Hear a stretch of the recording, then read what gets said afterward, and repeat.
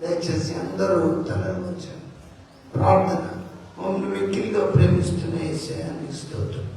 ఈ దీనుడైన నన్ను మీ శిలువ చాటుకు మరుగు చేసుకుని మీ వాక్యపు లేఖనాల ద్వారా మీ బిడ్డలతో చుట్టిగా చక్కగా మీరు మాట్లాడి మహిమ పొందండి. బాధలో, శోధనలో, రోగంలో, కష్టంలో, ఇరుకులో, ఇబ్బందులో ఉన్న నీ బిడ్డలను పరామర్శించి స్వస్థపరిచి శాంతి సమాధానంతో ఉంచి ప్రతి ఒక్కరిని తృప్తిపరిచి నడిపించమని ప్రార్థిస్తున్నాం. ప్రత్యేకంగా నీ శిలువ చాటుకు నన్ను మరుగు చేసుకుని మీ మాటలు నా నోటిలో వచ్చి నీ బిడ్డలతో మాట్లాడమని ఈరోజు మీ వాక్యాన్ని మేమందరం ధ్యానించే వాక్యం దయచేయండి.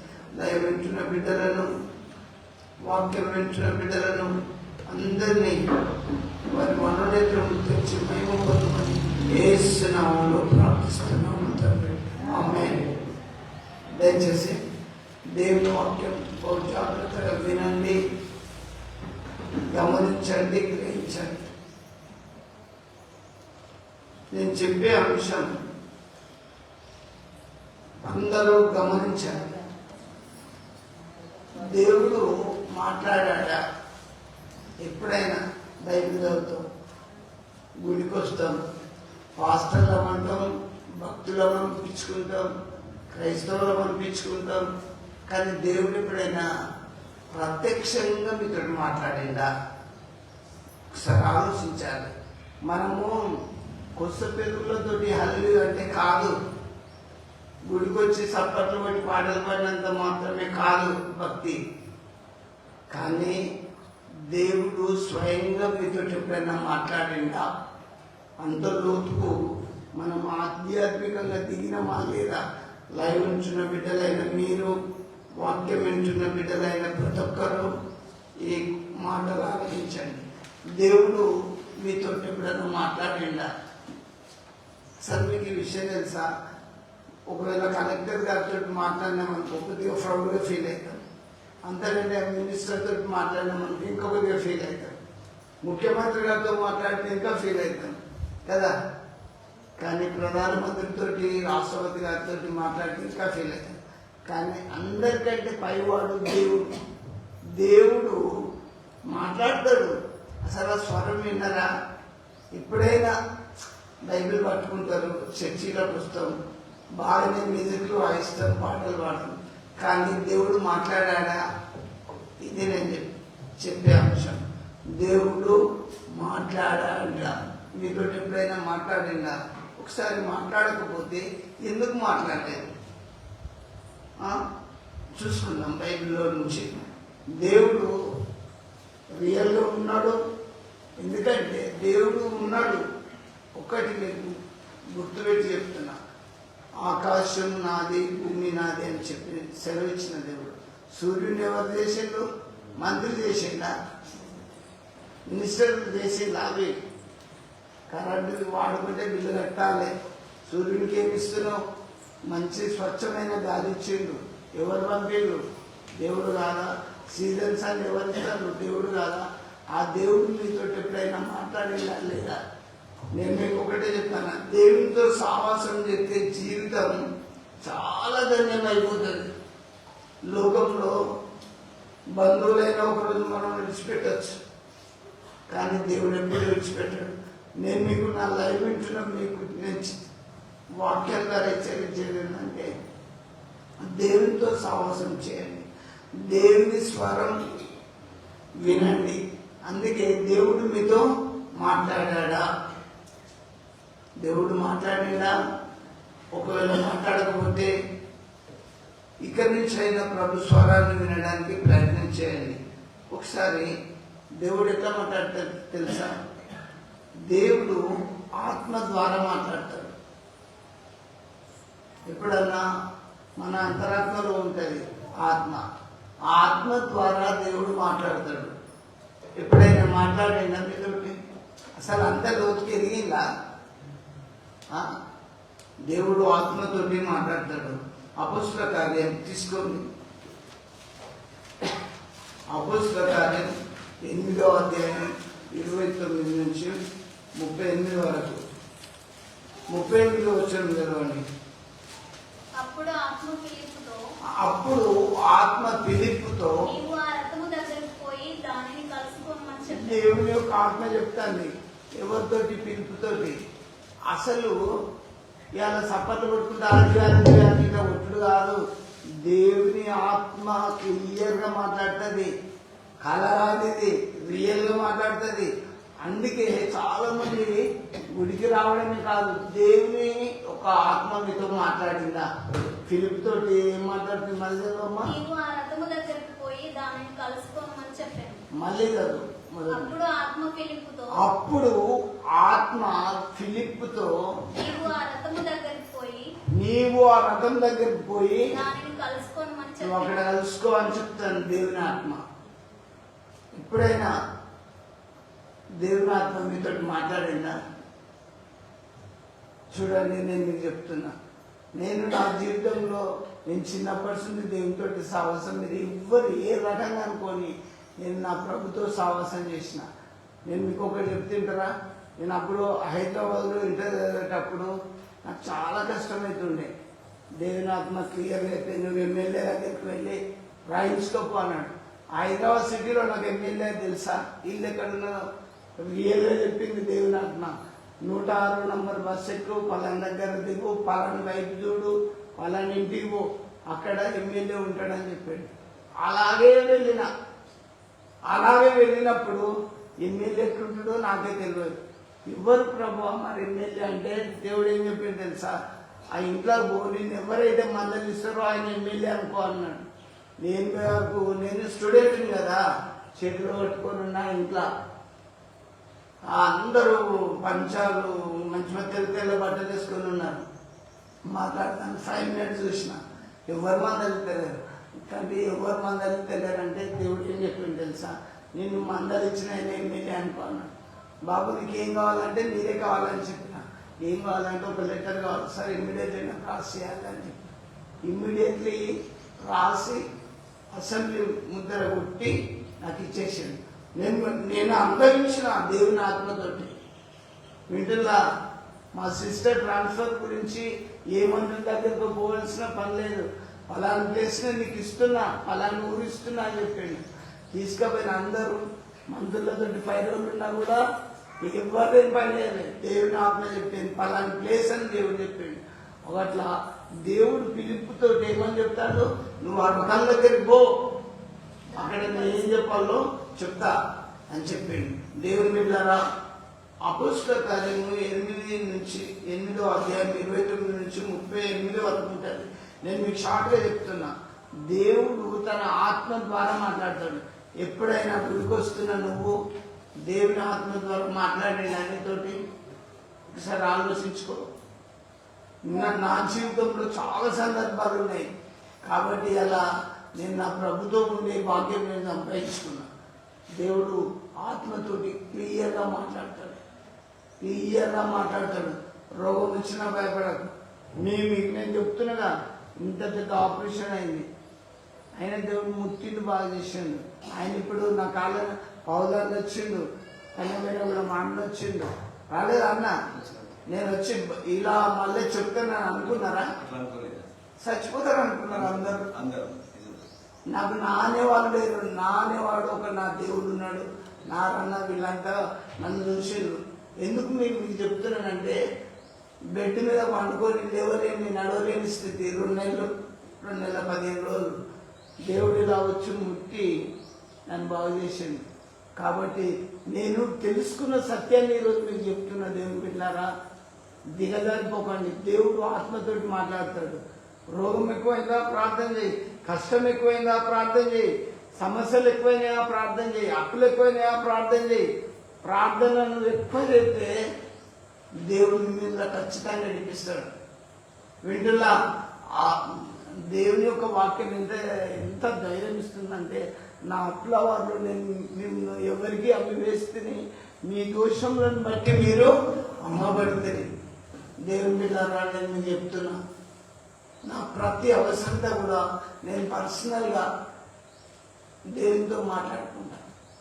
అదే ఫస్ట్ మాట్లాడుకునేది అదే దేవుడు. ఎందుకంటే నాకు తెలుసు పిలుపుతోటి ఆత్మ ద్వారా మాట్లాడాడు కదా, మరి నాతో మాట్లాడాలంటే మాట్లాడతాడు, మీతో మాట్లాడాలంటే దేవుడు మాట్లాడతాడు. అయితే మనం చర్చికి రావడమే కాదు, దేవునితో ముఖాముఖిగా మాట్లాడుకోవాలి. వింటున్నా? నేను చెప్తున్నా, మా ఫాదర్ 90లో చనిపోయాడు.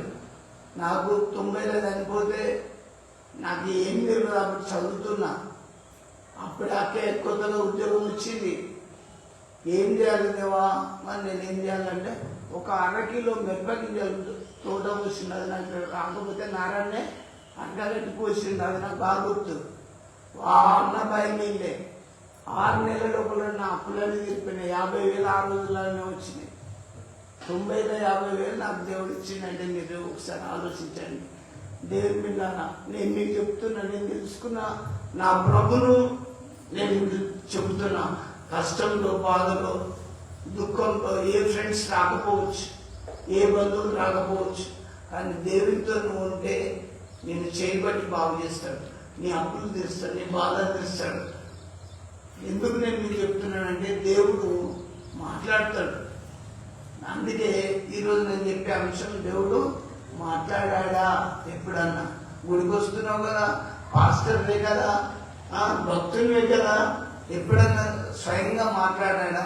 నాతో మాట్లాడేయండు, మరి మీతో మాట్లాడినా లేదా ఒకసారి ఆలోచించుకో. ఇంకొకటి కూడా నేను ఇది అపుస్తక కార్యం 10వ అధ్యాయం 17లో చూడండి.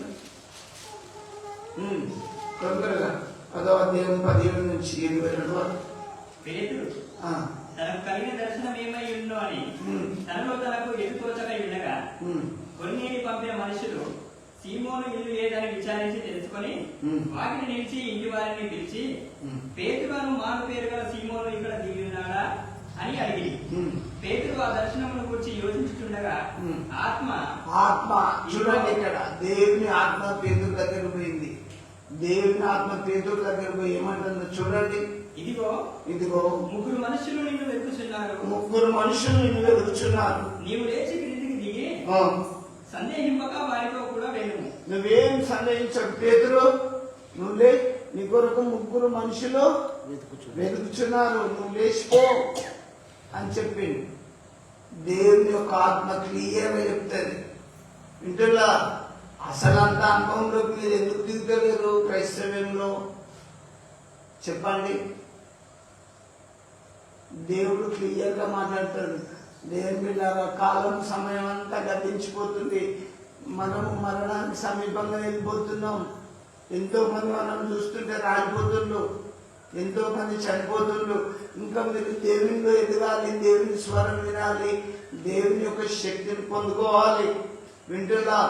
దేవుని ఆత్మ పేతురు దగ్గర పోయి, పేతురు నిన్ను 3 మనుషులు వెతుకుచున్నారు, నువ్వు వారితో ఏం సందేహించకుండా వెళ్ళిపో అని చెప్పింది. వింటున్నా? దేవుడు నా జీవితంలో అనేక సార్లు చెప్పాడు ఈ విషయాలలో. ఒకసారి నేను చాలాసార్లు చెప్పాను. యూనివర్సిటీలో చదువుతున్నా, బస్సులో పోతున్నా, వాటర్ ట్యాంక్ దగ్గర దిగని చెప్పింది. ఇలా ఆత్మే ఇప్పుడు సెల్ ఫోన్లోనే, అప్పుడెక్కడి లేవు. అరే నాకు ఎక్కిన పడుతుందని వాటర్ ట్యాంక్ అక్కడ దిగిన, తూర్పు వైపు పో, ఆ ఇంటికి పో అన్నాడు. ఆ ఇల్లు ఎవరితో నాకు తెలియదు, పొమ్మంటే పోతున్నా. నాకు తెలిసిన ఒక వ్యక్తి కనబడ్డాడు. అయ్యో ఇటు వస్తున్నావా రా బ్రదర్ అని చెప్తే పోయినా. అందులో పక్షవా ఈ కాళ్ళ లెక్క పడిపోయి 6 నెలల కానుండి మంచంలో పడిన వ్యక్తి నన్ను చూసిండి, దిక్కున లేచిండు. అయ్యా మా ఇంటికి వస్తున్నావు అని దిక్కున లేచి నడిచి దెబ్బదెబ్బ లుంగి కట్టుకొని, అసలే నడవలేని వాడు వెళ్ళి నల్లకడ కాళ్ళు కడుక్కొని వచ్చి దండం పెడతాను. నేను మీకు ఏం చెప్తా, నా జీవితంలో ఈవినింగ్స్ అందుకే పెట్టుకున్న ఈవినింగ్ మినిస్ట్రీ అని. ఎవరో నాకు ఏదో ఇస్తారు, డబ్బులు వస్తాయని కాదు, ప్రార్థన చేసి డబ్బులు తీసుకోవడం ఇది కాదు. దేవుడి సేవ అంటే దేవుడు స్వయంగా మాట్లాడతాడు. ఇప్పుడు సందేహించకు పేతురు, వాళ్ళతో పో అని చెప్పి దేవుడు పేతురుతో తన ఆత్మ ద్వారా మాట్లాడండి. ఎప్పుడైనా పాస్టర్వే కావచ్చు, క్లియర్గా చెప్పిండా, విశ్వాసమే కావచ్చు, దేవుని ఆత్మని నడిపించిందా? మన ఇష్ట ప్రకారంగా మనం దేని పెట్టుకుంటాం, మనం అన్ని చేసుకుంటాం. దేవుని వెళ్ళాలని నేను మీకు చెప్తున్నా. నేను మీకు ఇంకొకటి కూడా చెప్తా. ఒక మ్యారేజ్ ఉండే, చాలా మంది వినండి, గమనించండి. ఒక అర్ధ గంట మీరే సాక్షి. అవునన్నా, అవును కదా, అర్ధ గంటలో పెళ్లి చేయాలి. ఆత్మ చెప్పింది చేయకని చెప్పింది. ఎందుకు చేయకని చెప్పింది? అర్ధ గంటలో పిల్లలు ముస్తాబైతాను. వద్దు, నాకు వినబడ్డది, నా ఆత్మ చెప్పింది కరెక్ట్ అనుకున్నాకైతే వచ్చేసిన. ఉన్నదా మ్యారేజ్? ఇప్పుడు ఉన్నారా? ఎన్ని రోజులు? 23 రోజులు అయిపోయింది. వేరే పాస్టర్ ఫోన్లు చేయకుంటే మేము చేసుకుంటామన్నాడు, చేసిండు. 23 రోజులు ఆగమైంది. నేను ఎందుకు ఇవన్నీ చెప్తున్నానంటే, దేవుడు ఆత్మతో చెప్తాడు. దేవుడి మీద జీవితం కట్టబడాలి. క్రీస్తులో మనం ఉన్నప్పుడు ఏ తెగులుని గుడారమో సమీపించదు. వింటున్నా? దేవుని యొక్క ఆత్మ ద్వారా దేవుడు మాట్లాడతాడు. ఎప్పుడైనా పాస్టర్వే కావచ్చు, బిషప్వే కావచ్చు, రెవరెండ్వే కావచ్చు, ఏదన్నా నువ్వు పేరు పెట్టుకోవచ్చు పెద్దగా, కానీ దేవుడు మాట్లాడిందా? ఒకసారి ఆలోచించుకో. బైబిల్ అంతా నువ్వు బాగా చదవచ్చు, కానీ దేవుడు ఇప్పుడు ఎవరితో మాట్లాడాడు? ఫిలిప్తో మాట్లాడాడు, పేతురుతో మాట్లాడాడు. ఇంకా నేను లేఖనాలు చూస్తుంటే దేవుడు ఎంతమందితో మాట్లాడుతాడో చూడండి. అపుస్తల కార్యంలో చూడండి, 11:28 ఒకసారి చూడండి. దయచేసి మీరు ఎదగాలి. మీరు ప్రార్థనలో చక్కగా లేదు, వాక్యంలో ఎదుగుతలేరు, దేవుని స్వరం వినుటలో ఎదుగుతలేరు. వారిలో ఆగావు అను ఒకడు నిలవబడి భూలోకమంతటా గొప్ప కరువు రాబోతున్నదని ఆత్మ ద్వారా సూచించాను. ఆత్మ ద్వారా చెప్తాడు. నేను భయపడ్డా ఆగాపు? ఏం భయపడలేదు. దేవుని ఆత్మ ఆగాపు మీదకి వచ్చి ఏమని చెప్తుంది? భూలోకమంతటా గొప్ప కరువు రాబోతుంది అని దేవుని యొక్క ఆత్మ ఆగాపుతోటి మాట్లాడింది. అయ్యా, మైకులు దొరికితే బాగా చెప్తాం, బాగానే మెసేజ్ ఇవ్వచ్చు, కానీ దేవుని ఆత్మ చేత నింపబడాలి జీవితం. అట్లయితే మనము కరెక్ట్ దేవుని యొక్క మాటలు చెప్పగలుగుతాం. ఈయన ఏమని చెప్తాడు? భూలోకమంతా, అయ్యా భూలోకమంతా గొప్ప కరువు రాబోతుంది అని చెప్తాడు. ఎవరికైనా రాజులకు భయపడ్డా? అధికారులకు భయపడ్డా? ముందే ప్రాఫెసీ చేసి దేవుని ఆత్మ చెప్తుంది కాబట్టి క్లియర్గా చెప్పేస్తుండు. నేను మీకు ప్రభు వాక్యాన్ని బట్టి చెప్తున్నా, దేవుడు ఆత్మతోటి మాట్లాడతాడు. ఎప్పుడైనా ఇన్నేళ్ళు కొంతమంది ఏమంటారు? మేము పాతనాటి క్రైస్తవులు, మా తాత ముత్తాతలు క్రైస్తవులు అంటారు, కానీ దేవుని ఆత్మ మీలో ఉండి ఎప్పుడైనా మాట్లాడిందా ఒకసారి చెప్పండి అని నేను మిమ్మల్ని ప్రశ్నిస్తున్నా. ఒకవేళ అలా కాకపోతే దయచేసి మనం చిన్న పిల్లోడు ఎట్లయితే అంబాడుకుంటూ నడుస్తాడో దేవుడిలో మనము దీనంగా ఉండి, ప్రభువా మీ ఆత్మతోటి నన్ను నడిపించు, మీ స్వరం నాకు వినిపించు, అట్లా నేను దేవుని దగ్గర ప్రాధేయపడి బ్రతిమలాడుకుంటే నీ జీవితం ఆశీర్వదింపబడుతుంది. నీవు దేవుని యొక్క ఆత్మ చేత నింపబడతావు. ఎవరు అవసరం లేదు, వాక్యంలో బాగా చదువు. దేవుడు ఆత్మ ద్వారా క్లియర్గా మాట్లాడతాడని మరొకసారి నేను మీకు జ్ఞాపకం చేస్తున్నాను. అదే అపొస్తలుల కార్యం 11:8 చూడండి, మళ్ళీ పేతురుతో ఏం చెప్తాడో ఒకసారి చూడండి.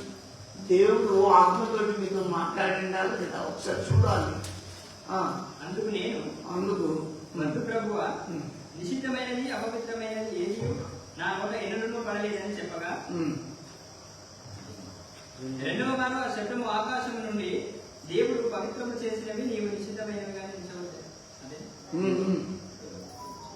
ఉత్తరమిచ్చాను. ఇలాగ ముమ్మారు జరిగింది. తర్వాత అనంతయు ఆకాశంలోకి తిరిగి తీసుకొని పోబడాను. వెంటనే కైసరయ్య నుండి నా ఎదురు పంపబడిన 3 మనుషులు మేమున్న ఇంటిని ధరించి ఉండేది. అప్పుడు ఆత్మ నీవు వేదమేమీ చేయక వారితో కూడా వెళ్ళమని నాకు సెలవిచ్చాను. దేవుని ఆత్మ మళ్ళీ చెప్తాంది పేతురుతోటి. పేతురు కొద్దిగా సందేహం కలిగింది, ఒక దర్శనం కూడా కలిగింది, కానీ పేతురు గారు నమ్మలేదు. మనం బైబిల్ చదువుతాం, ఇవన్నీ మనము లోతుగా దిగుతలేము. వాక్యంలోకి లోతుగా దిగాలి, రీసెర్చ్ చేయాలి ప్రతిదీ. పేదలతోటి దేవుని ఆత్మ ఏమని చెప్తాను, నువ్వేం భేదం చేయకు, వారితో కలిసి వెళ్ళమని చెప్తుంది. దేవుని విన్నారా, దేవుని యొక్క ఆత్మ ఈ రీతిగా మాట్లాడుతుంది. అయితే మీరు క్రైస్తవులను పిలువబడుచున్న మీరు దేవుని ఆత్మ ద్వారా నడిపింపబడుచున్నారా లేదా? ఒకవేళ దేవుని ఆత్మ మీలో ఉన్నదని మీరు తెలుసుకుంటలేరా? సరే, ఆలోచించండి, యోచించండి. దేవుడు తన ఆత్మ ద్వారా కూడా మాట్లాడతాడు. మాట్లాడిందా లేదా ఒకసారి మీరే యోచించుకోవాలి. ఇంకోటి, బైబిల్స్ దయచేసి తీసుకోండి. దేవుడు దూతలను పంపించి కూడా మాట్లాడతాడు, తెలుసా? దేవుడు తన దూతలను పంపించి మాట్లాడతాడు. ఎప్పుడన్నా అమ్మ బైబిల్ చదువుతారు, చర్చకొస్తారు, చాలా సంతోషం. కానీ దేవదూతలను చూసిందా? చూడలే. ఎందుకు చూస్తలేరు మీరు? అంత ఆశ దేవుడి మీద ఉండాలి. చూడండి, నేను మీకు ఒకటి జ్ఞాపకం చేస్తాను. లేఖనాలకు పోతే ఇంకా చాలా టైం అవుతుంది. ఊరి బయట గొర్రెలు కాసుకునేటప్పుడు గొర్రెలు కదా, ఆ గొర్రెలు కాసుకునే దగ్గరికి దేవదూత పోయి గొర్రెలాగా భయపడద్దు అని దేవదూత వారితో మాట్లాడింది. లోకరక్షకుడు మీ కొరకు పుట్టిండని చెప్పింది. చదువురాని గొర్రెలకు దేవుడికాలు కనబడితే బైబిల్ చదువుతున్న మనని ఎందుకు చూడం? మరి పాస్టర్ మన పేరు పెట్టుకుంటాం, ట్రైనింగ్లు చేస్తాం, అన్ని బాగానే చేస్తాం. లోకమంతా దగ్గర వచ్చినాం, మరి ఎందుకు చూస్తలేము? ఈ పుస్తకాలన్నీ చదివినాము, ఆది కాలం నుంచి ప్రకటన వరకు బాగా తయారు చేసినాం, కంటతో చదివినాం. కానీ దేవదూతలను చూసిన ఒకటి, చదువురాని గొర్రెల్లో దేవదూతలను చూసిండు. దేవదూతల స్వరం విన్నారు. లోకరక్షకుడు బెత్లెహేములో పుట్టిండు, మీరు వెళ్ళి చూడండి అని వాళ్ళకు వర్తమానం చెప్పాను. మీకు ఎప్పుడన్నా దేవదూతలు వచ్చినాయా? చెప్పినాయా? చెప్పండి. నేనైతే నా జీవితంలో చూసిన కాబట్టి చెప్తాను. నన్ను బట్టి ఒక పెద్ద అయ్యగా కూడా చూసింది. వింటున్నా, నా కడుపంత ఆపరేషన్ అయినప్పుడు ఇప్పుడు ఇట్లా ముట్టిండు. నేను ఇప్పుడు చాలా యాక్టివ్గా ఉన్న ప్రభులో. నేను మీకు చెప్తున్నా కదా, దేవుడు ముట్టినాక నాకు భయం ఎందుకు? ఇంకా దేవుని బిడ్డారా, నేను మీకు తెలియజేసేది ఏంటంటే దేవుడు తన దూతల ద్వారా మాట్లాడతాడు. ఇంకోటి, మీకు లేఖనాలు చాలా ఉన్నాయి, చెప్తాను, మీకు అర్థమయ్యేట్టుగా చెప్తున్నా. యోసేపు మరియను విడనాడాలనుకుంటాడు. ఆమె ప్రెగ్నెంట్ ఉన్నది, ఆమె నాకు వద్దు అనుకుంటాడు. కానీ దేవుడు తన దూతను పంపి ఏమని చెప్తాడు? దావీదు కుమారుడు అయిన యోసేపు పేరు పెట్టి పిలిచి, మామూలుగా కాదు, దేవుడు వేరే వాళ్ళ పేరు పెట్టి పిలువాడు, నీకు రాని భాషలో మాట్లాడాడు. దేవుడు స్వయంగా మాట్లాడతాడు. బిడ్డ, ఎందుకు భయపడతానో, నేనున్నాను, ఆదరిస్తాడు. మరియా పరిశుద్ధాత్మ వలన గర్భవతి అయితే యోసేపుకి ఈ విషయం తెలిసి నా పొద్దు మరియా అని లోక సంబంధమైన తలంపులో విడాకులు ఇస్తాననుకుంటాడు. ఎవరు? యోసేపు. కానీ ఆ రాత్రి దేవదూత కలలో పోయి, దావీదు కుమారుడు అయిన యోసేపు, నువ్వు వెళ్ళి మరియను చేర్చుకో, ఆమె పరిశుద్ధాత్మ వలన గర్భవతి అయింది. ఇప్పుడు మనం ప్రార్థన చేస్తాం, హీలింగ్ పరిశుద్ధాత్మ దేవుడే చేస్తాడు, నేను కాదు. బాగా గుర్తుపెట్టుకోండి, స్వస్థతలు దేవుడే చేస్తాడు. ఇప్పుడు ఇల్లు సైతాన్ని నేను మామూలుగా అంటే పరిశుద్ధాత్మ దేవుని కార్యం అక్కడ జరుగుతుంది అంతే. అందుకే మీరు మర్మాలను తెలుసుకోవాలి బాగా ముందు. దేవుడు ఆత్మ ద్వారా మాట్లాడతాడు, దేవుడు తన దూతల ద్వారా మాట్లాడతాడు. నేను ఇంకోటి కూడా మీకు అందరికీ మీకు బైబిల్ తెలుసు కాబట్టి చెప్తున్నా. బిలాము ఉన్నాడు, దేవుని బిడ్డలైన ఇశ్రాయేలులను చెప్పించు. దానికి బాలాకి ఏమన్నాడంటే, నీకు డబ్బులు ఇస్తా, నువ్వు ఏదంటే అది అవుతుంది కదా, బిలాం ఆ బిడ్డలను చెప్పిద్దురా అని చెప్పి తీసుకుపోతాడు. డబ్బు కాసిపడి బిలాం లేచి, గాడిదలు కదా, ఇప్పుడు మీరు స్కూటర్లు, కార్లు, మోటార్లతో వస్తారు ఏంటంటే, ఆ వెనుకట గాడిదల మీద కూర్చుని ప్రయాణం అయిపోవాలి, లేదా టాంగాలు, జట్కాలు, అవన్నీ వాటి మీద ప్రయాణం చేసేది. ఖర్చుల బండ్లు ఉండే. కానీ ఇప్పుడు అవి కాదు. ఈ బిలాము వేసి ఇశ్రాయేలును చంపించడానికి పోతుంటే దేవుడికి బాగా కోపం వచ్చేసింది. కోపం వచ్చి ఒక దేవదూతని పంపిండు. దూషణ ఖడ్గం పట్టుకొని బాటలో గాడికి అడ్డంగా ఉన్నది. ఏంటిది? దేవదూత. అయితే బిలాము ఎప్పుడు చూడలే, కానీ దేవుడి సేవకుడు అని పేరు పెట్టుకున్నాడు. దేవుడి సేవ చేసేటప్పుడు అన్ని మర్మాలు తెలుసుకోవాలి. పాస్టర్ అయినా రెవరైనా కొత్త పేరు పెట్టుకొని సర్టిఫికెట్ పెట్టుకుంటే నథింగ్, ఏమీ లేదు. దేవుని శక్తితో నింపబడ్డప్పుడే జీవితం బ్రతుకు ధన్యమైపోతుంది. అరే పెద్ద పాస్టర్ డాక్టరేట్ పెట్టుకున్నాడు అంటే కాదు, నథింగ్. అది దేవుని పనిచేయ. నేను మీకు చెప్తున్నా వినండి.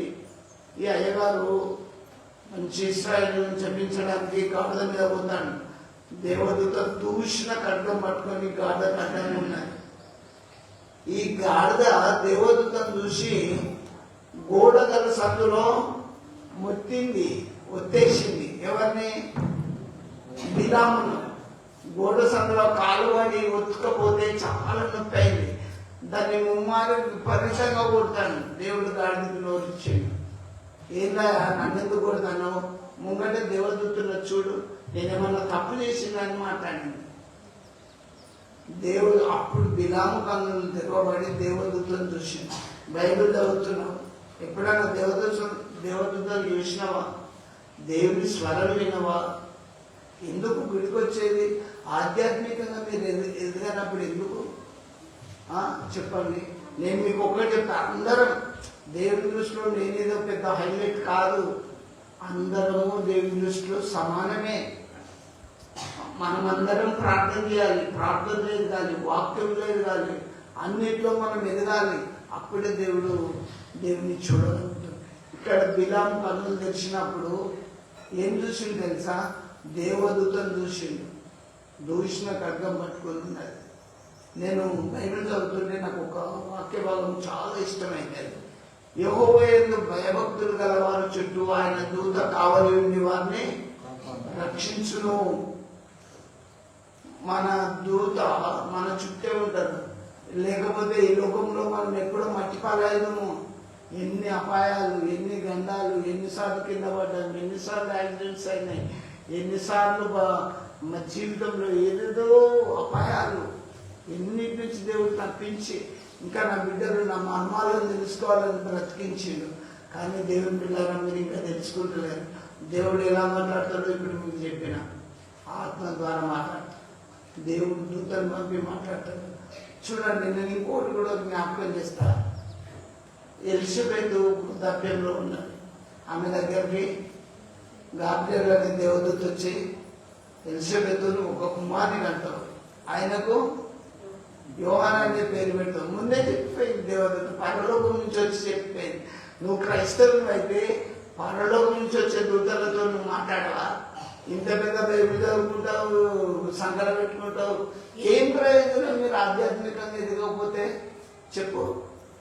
ఎదగాలి. నేను నీకు ప్రభు వాక్యాన్ని బట్టి చెప్పేది ఏంటంటే, ఎలిజబెత్ దగ్గరికి దూత వచ్చి నువ్వు ఒక కుమారుని అంటావు, అతనికి యోహానా అనే పేరు పెడతావు.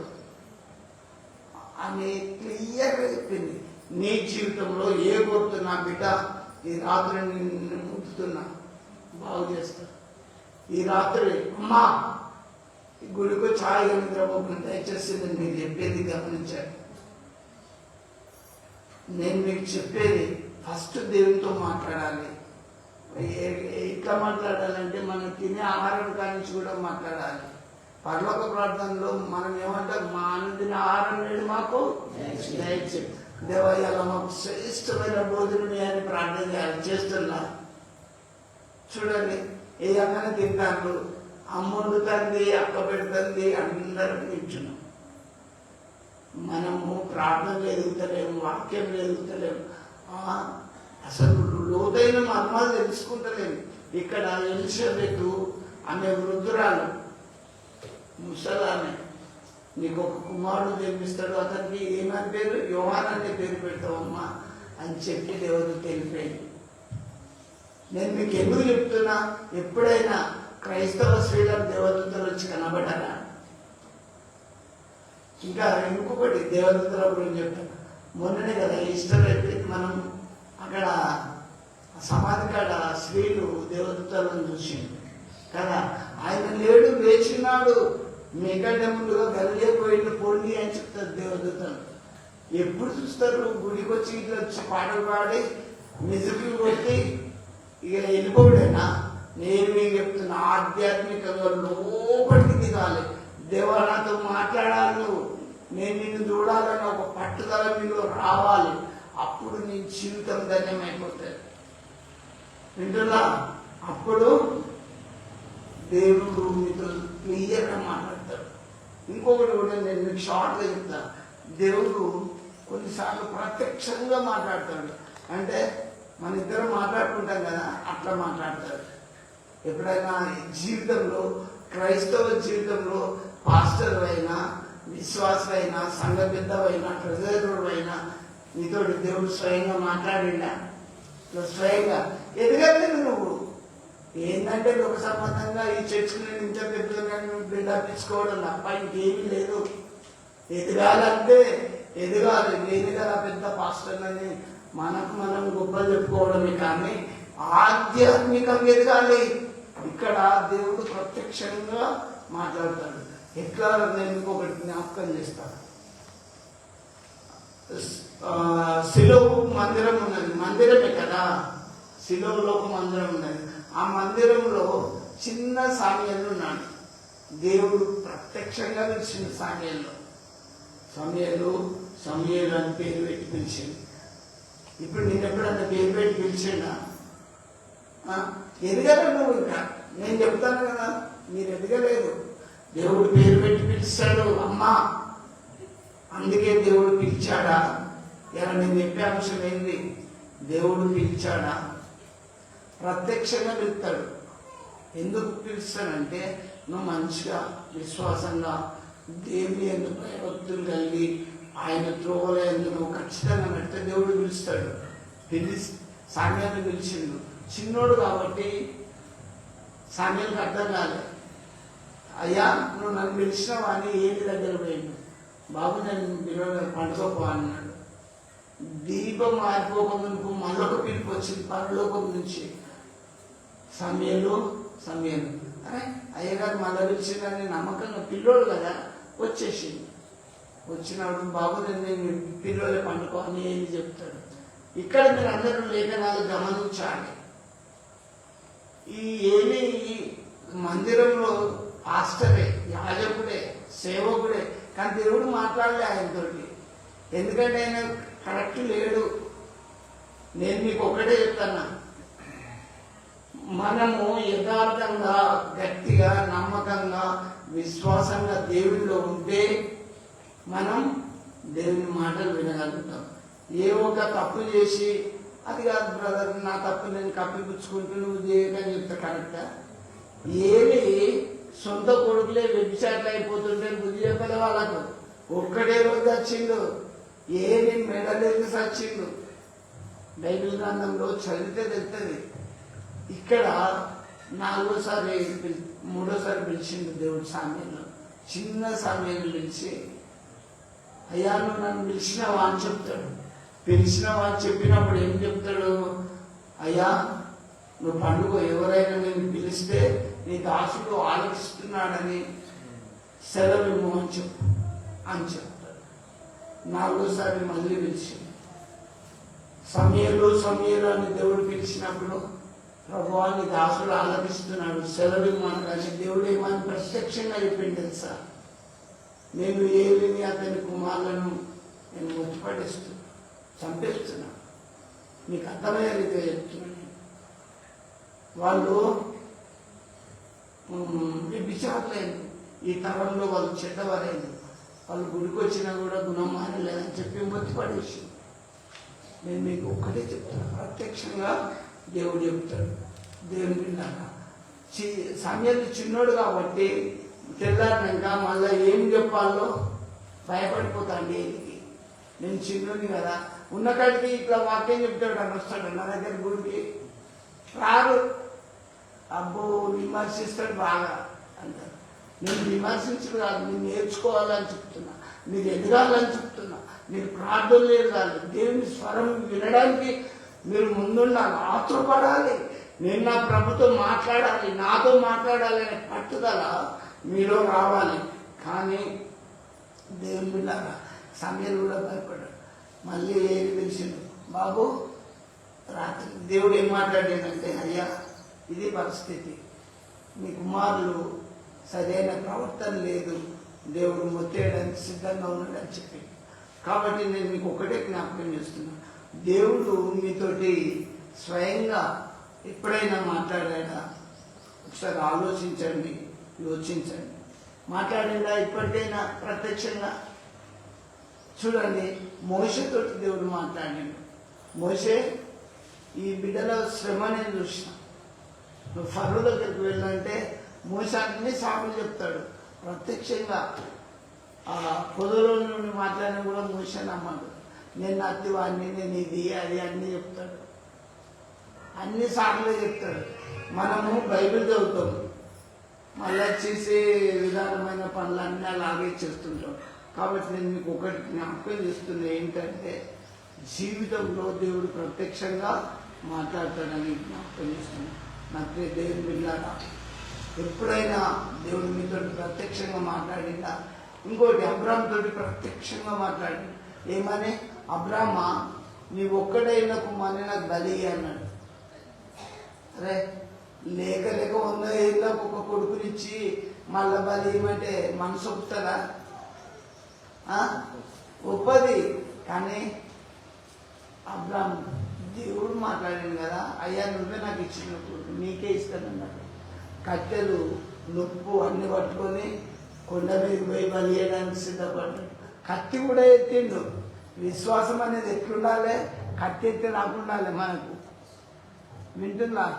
నేను ఒకటి చెప్తా, 2 వారాలు పోయిన తమిళపల్లికి లేదా కర్ణాటకకు లేదా మెదకు పోయినా రోగం పోదు.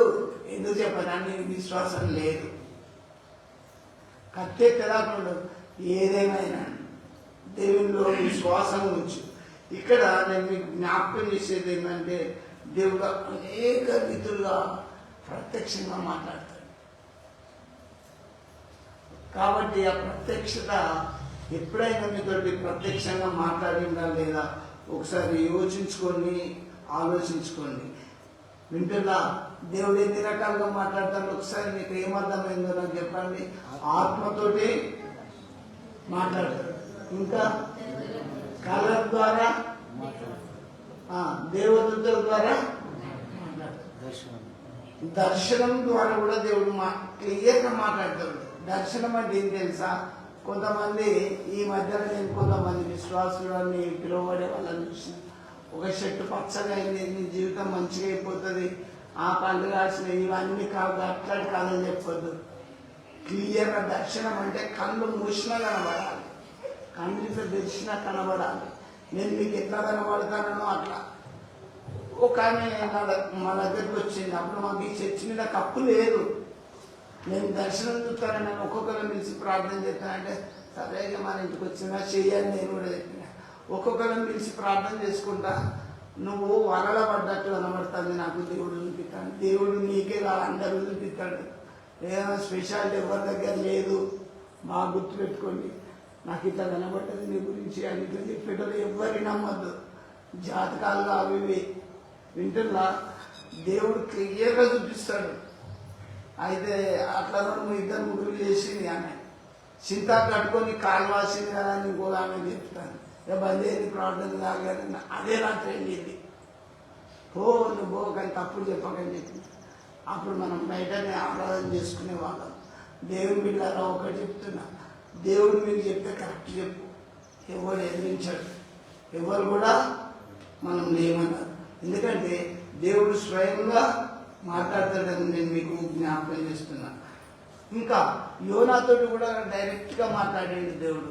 యోనా, నిన్వే పట్టణానికి పో, అక్కడ ఏమున్నది, ఆ పట్టణస్తులంతా పాపాత్ములు, ఆ కుడి ఎడమలు తెలియని జనాంగం, వాళ్ళకి దేవుని సువార్త చెప్పుకోయి నాశనం వస్తుంది పట్టణానికి చెప్పుకోమంటే ఏమైనా చెప్పిండా?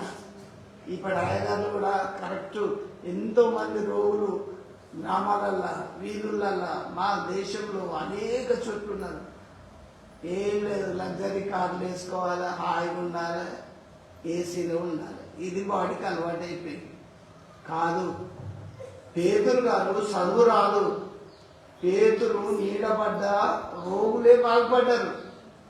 వింటున్నా, ఈ నీడ పేషెంట్ మీద పడితే బాగా అయిండు. నీడ పడాలంటే నీడకుండా ఎండ పోవాలా, ఎండ పోతేనే నీడ పడుతుంది. సేవ అంటే అది పేదలు చేసిన సేవ. మనం ఎండ కొడుతుంది కష్టమవుతుంది అనుకుంటే అది కాదు సేవ. నీడకుండి ఏదో కాంప్లెక్స్ హాల్లో కూల్ ఉన్నది అనేదాని కాదు. ఎంతమంది లేరు పల్లెటూళ్ళల్లో, ఎంతమంది లేరు గ్రామాలలో రోగులు, నానా అవస్థలు పట్టుళ్ళు. దేవుని బిడ్డలను నేను జ్ఞాపకం చేస్తున్నా. దేవుడు ఆత్మతోటి మాట్లాడతాడు, దర్శనంతో మాట్లాడతాడు. కొర్నేలు ఆయన శతాధిపతి, దేవుడు క్లియర్గా దర్శనం ఇచ్చాడు. దర్శనంలో వచ్చి కొర్నేలు నువ్వు చేసిన ధర్మకార్యములన్నీ కూడా దేవుని సన్నిధికి జ్ఞాపకార్థంగా వచ్చినాయి. ఎప్పుడన్నా చెప్పిండా మీతోటి? పాస్టర్స్ కావచ్చు, విశ్వాసే కావచ్చు, నువ్వు చేసిన నెల అమ్మా నువ్వు చేసిన అన్ని దేవుని సన్నిధికి పోయినాయని చెప్పిండా మీతోటి? ఏమి ఎదిగినాం మనం? ఎక్కడ ఎదిగినాం మనం? చూడండి, దేవుడైతే కొన్నేళ్ళు పిలిచి, కొన్నేళ్ళు నువ్వు చేసిన ధర్మకార్యములు దేవుని సన్నిధికి జ్ఞాపకార్థంగా వచ్చేసినాయి అని చెప్పి దేవుడు క్లియర్గా దర్శనం ద్వారా 3 గంటల వేళ మాట్లాడినట్టు అపొస్తలుల కార్యం 10లో మనం చూస్తున్నాం. ఎందుకు నేను మీకు చెప్తున్నానంటే, దేవుడు దర్శనం ద్వారా మాట్లాడలేదా, కళ ద్వారా మాట్లాడలేదా, ఆత్మతోటి మాట్లాడలేదా, ఇంకా ప్రత్యక్షంగా మాట్లాడలేదా? ఎట్లా మాట్లాడింది మరి? ఒకసారి ఆలోచించుకోండి. ఇంకా మీరు ఎదగకపోతే దేవుడు ఎలా మాట్లాడింది, ఎట్లా మాట్లాడుతుండు, దేవుడు మీతో మాట్లాడిందా లేదా యోచించుకో, ఆలోచించుకో. ఇంకొకటి కూడా నేను మీకు జ్ఞాపకం చేస్తా. దేవుడు తన ప్రవక్తల ద్వారా మాట్లాడతాడు, ప్రవక్తలను కూడా పంపి మాట్లాడతాడు. ఇప్పుడు యోనా ప్రవక్తే, అక్కడ నాశనం అయితే ఆ ఊరు పోయి చెప్పుకో అంటే పోలే, తప్పించుకొని పోతాంటే దేవుని చేతిలో పడట భయంకరం కదా. దేవుని బిడ్డలారా, తప్పించుకొని పారిపోతాంటే అక్కడ పెద్ద తుఫాను వచ్చిన అంతా మీకు కథ తెలుసు అదంతా. కానీ మళ్ళీ 3 రోజులకు యోనాకే బుద్ధి చెప్పి ఒడ్డు గడిపించి దేవుని స్వార్థకు పంపించిండు. దేవుడు పట్టుకుంటే మనం ఎస్కేప్ కాలేము, తప్పించుకోలేము. నేను మీకు చెప్తున్నా కదా, అస్సలు తప్పించుకోలేము. క్రీస్తునందు దేవుని బిడ్డలారా, ప్రత్యక్షంగా దేవుడు మాట్లాడతాడు, దర్శనం ద్వారా మాట్లాడతాడు, కళ ద్వారా మాట్లాడతాడు, ఇంకా ఆత్మ ద్వారా మాట్లాడతాడు, తన ప్రవక్తల ద్వారా కూడా దేవుడు మాట్లాడతాడు. ఇంకొకటి, దేవుడు ఇశ్రాయేలు మీద ఒక రాజుని నియమించాలనుకుంటాడు. ఎవరని పంపిండు? సమూయేలుని పంపిండు. సమూయేలు, నువ్వు యెషయా ఇంటికి పో. ఆ యెషయాకు 8 మంది కొడుకులు, ఒక కొడుకుని నేను రాజుగా చేస్తున్నా, నువ్వు వాళ్ళ ఇంటికి వాళ్ళు పంపుతాడు. నిజంగా దేవుడు కొంతమందిని పంపిస్తే మనం రిజెక్ట్ చేసినాం అనుకో, మనం వద్దనుకున్నాం అనుకో, బ్లెస్సింగ్స్ రావు. కొంతమంది ఎట్లొస్తారు తెలుసా? ఇప్పుడు బుక్కులు పట్టుకొని ప్రింట్ చేసిన చర్చ కడతాను మాకు డొనేట్ చేయని వస్తారు. దేవుడు అందించేటోడు ఉన్నాక నువ్వెవరి మీద కడగాల? మోకాళ్ళ మీద ఉండి ప్రార్థన చేయి, మోకాళ్ళ మీద ఉండి ప్రార్థన చేయి, దేవుడు పంపిస్తాడు. అది నా అనుభవం. ఎవరిని నువ్వు పంపన్నాను, పెద్ద ఉద్యోగి కదా, మీకు అందరూ తెలుసు కదా, అమ్మ మీకు తెలుసు కదా, మనం అందరం గురించి చెప్తున్నా. ప్రార్థన చేసినప్పుడు దేవుడు అన్ని నడిపిస్తాడు. ఇక్కడ సమయంలో యెషయా ఇంటికి పోయి అందులో ఒక్క కొడుకు నువ్వు రాజుగా అభిషేకం చేయమని చెప్తాడు. పెద్దోడిని పిలిచిండు. యెషయా ఇంటికి పోయి, అయ్యా నీకు ఎంతమంది కొడుకులు అంటే మాకు 8 మంది అని చెప్తాడు. యెషయా ఇంటికి పోయినాక పెద్దోడిని పిలువమంటాడు. దేవుడు ఏమంటాడు తెలుసా? ఇతన్ని నేను కోరుకోలేదు అంటాడు. అరే బలంగా ఉన్నాడు, ధనంగా ఉన్నాడు, చాలా హ్యాండ్సమ్గా ఉన్నాడు, అందంగా ఉన్నాడు. అయినా దేవుడు ఏమంటాడు? నేను ఇతన్ని కోరుకోలేదు. ఒక్కొక్కరిని 6, 7 అయిపోయింది. ఎవరిని కోరుకోలేదు అంటాడు. ఏది పరిస్థితి? దేవుడు స్వయంగా ఇట్లా తన ప్రవక్తను పంపి ఇట్లా మాట్లాడింది ఏంటంటే, మళ్ళీ ఏమంటాడు, ఏషియాకి పిలిచాయా 7 ఉన్నారా, ఇంకెవరు ఉన్నారంటే ఒకడు ఉన్నాడా, వాడు గొర్రెలు కట్టాను ఇప్పుడు అంటాడు. దేవుడు ఏమంటాడు సార్, వాడిని తీసుకురాపో, అతన్ని నేను కోరుకున్నాను చెప్తాను. నీ చదువు దేవునికి అక్కర్లేదు, నీ డాక్టరేట్ దేవునికి అక్కర్లేదు, బాగా గుర్తుపెట్టుకోండి. నీ ఓదా అక్కర్లేదు, నీ రెవరెన్షిప్ అక్కర్లేదు. నువ్వు దేవుని దగ్గర దీనంగా ఉన్నోడే కావాలి దేవునికి. ఎవరై దీనుడైన మాట విని వణుకుచుండునో నేను వాడినే దృష్టిస్తున్నాను. దేవుని వాక్యం అదే సెలవిస్తుంది. దేవుని ఎదుట మన విద్య అవసరం లేదు, మన జ్ఞానం అవసరం లేదు, మన పదవి అవసరం లేదు. దేవునికి భయపడి ఆయన వాక్యానుసారంగా నీతిగా బ్రతికే బిడ్డలే దేవునికి కావాలి. వాళ్ళనే కోరుకుంటాడు. ఈ దావీదు ఏం చేస్తాడు తెలుసా? గొర్రెలు కాసుకుంటా సూపర్ పాటలు పాడాడు. ఒడిశాల మనం అడవిలో పోయినప్పుడు బిడ్డలు కొట్టడానికి ఇట్లా ఒడిశాలు ఉంటాయిగా, ఆ ఒడిశాల విద్య బాగా నేర్చుకునేది దావీదు. ఒకరోజు ఏమైందంటే, ఆయన ఏం చెప్తా, దావీదు ఒక్కడు గొర్రెలు కడుగున్నాడంటే తీసుకురమ్మన్నాడు. అప్పుడు దావీదుని తీసుకొచ్చింది. ఇగో ఇతన్ని నేను నేర్పరచుకున్నా, ఇతన్ని అభిషేకించు, ఇతన్ని రాజుగా చేయని చెప్తాడు. అరే గొర్రెలు కాసుడు దావీదు రాజు ఎట్లయిండు? దేవుని ప్రణాళిక అంతే. నీ అందం, నీ బలం, నీ అహింసం ఏం పనిచేయదు దేవుని దగ్గర. దేవుడు గొర్రెలు కాసేవాడిని ఇశ్రాయేలుకు రాజుగా చేసిండు, అభిషేకించిండు. ఈయన ఏం చేసింది తెలుసా? ఒక రోజు ఫిలిస్తీన్లకు ఇశ్రాయేలుకు యుద్ధం అవుతుందంటే ఆ 6 జానుడు ఉంటాడు ఫిలిస్తీన్, గొలియాత్. మామూలుగా లేడు, పెద్దోడు. 6 జానుడు ఎత్తు. అతన్ని కత్తి మోయడానికి 2 ఉంటారు. అయితే వాడు ఏమంటాడంటే, ఒరే ఇశ్రాయేలు రారా, నన్ను ఓడగొట్టి నన్ను చంపి దేని నేను మీకు దాసులమైన, లేకపోతే మిమ్మల్ని నేను చంపుతా, మీరు మిమ్మల్ని తుత్తినీయులుగా చేస్తా, మీరు మాకు దాసులు అయిపోవాలని కట్టెత్తుతాడు. ఈ ఇశ్రాయేలీలు పెద్ద పెద్ద బాడీ ఉంటుంది, అంతుంటుంది. వాని మాటలుగా వీళ్ళు దడిసి భయపడి పారిపోతాను. అప్పుడు దావీదు, అరే ఎందుకు వాని మాటలకు అట్లా, చిన్నోడు దావీదు, నేను నాతో చంపితే నాకు ఏమి ఇస్తానని అడిగిండు. వాళ్ళు అన్నింటిలో ఇంటికలు పట్టుకున్నాడు. అరే నువ్వు ఉన్నది గింత అంతా, నువ్వు గయవాన్ని అడుగుతావా, నడవ అన్నాడు. మళ్ళా తప్పించుకొని మందిరకు పోయి నేను ఆయన చంపుతా, ఏమితో నాకు రాదంటే, రాజు తన బిడ్డనిచ్చి పెళ్లి చేస్తానని చెప్తాడు. అన్ని ఇచ్చాడు, వెపన్స్ ఇచ్చాడు, ఆయుధాలు ఇచ్చాడు. ఎట్లంతో చూడిపోవని ముందు ట్రయల్ చేసాడు. అవి వేసుకొని వెనకకి పడతాడు. మళ్ళీ చిన్నోడు కదా, ఆ వెయిట్ మీద దగ్గర పట్టలేదు. నువ్వు ఇంత చిన్న నువ్వేం చంపుతావు అంటే, లేదు నేను చంపుతా. ఒక సింహం వస్తేనే చీల్ చేసిన గొర్రెల కాడ ఒక్క గొర్రెలు కొనియలే, ఇంకో ఎలుగుబండితో కూడా చంపేసిన, ఏం భయం కాలే నాకు. ఎట్లా కొట్టామంటే నా ఒడిశాలు ఉన్నదని చెప్పింది. వాడు గొలియాత్ అంటాడు, మొత్తం ఇనుప శిరస్త్రాణం వేసుకొని ఎక్కడ సందు ఉండదు, గీనే కొద్దిగా అంత సందు ఉంటుంది. గురి చూసి కొట్టిండు. సున్నది లేని ఫిలిస్తీయుడు, అందులో ఎంత దేవుని ఎదుటని గురి చూసుకుంటానే ఈ రాయి కరెక్ట్ కొంతలోకి వెళ్ళి బయటకు వెళ్ళింది. అక్కడనే పడిసి వచ్చింది. నిజంగా చెప్తున్నా. అప్పుడు దావీదుకు జయం. సౌలు రాజుకు ఆయన తక్కువ జనాలు కేకలేసే వరకు రాజు కూడా చేసింది. ఇంత చిన్నోడింది, అంత అద్భుతం చేయడం ఏంటంటే, నేను మీకు ఒకటి చెప్తా.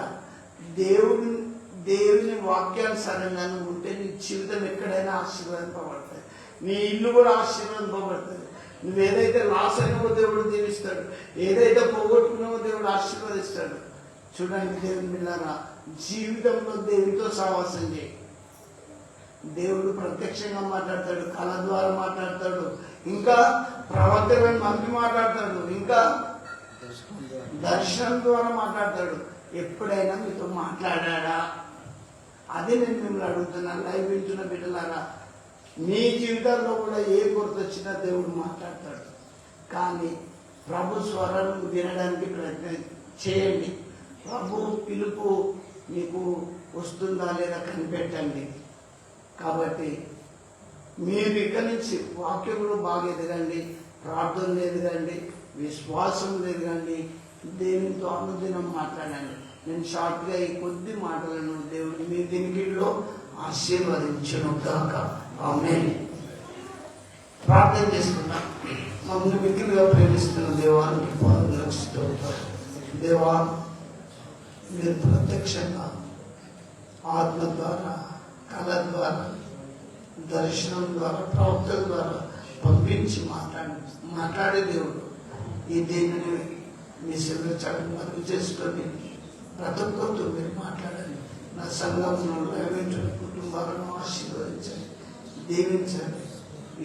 ప్రభువా, ఏ బిడ్డలు దిగదారిపోవద్దు, ఏ బిడ్డలు అనారోగ్యంతో ఉండదు, నేను అందరినీ మీ ఆత్మతో స్వస్థపరచమని, విన్న వాక్యం వారి హృదయంలో భద్రపరచమని యేసు నామములో ప్రార్థిస్తున్నాము తండ్రి. ఆమేన్.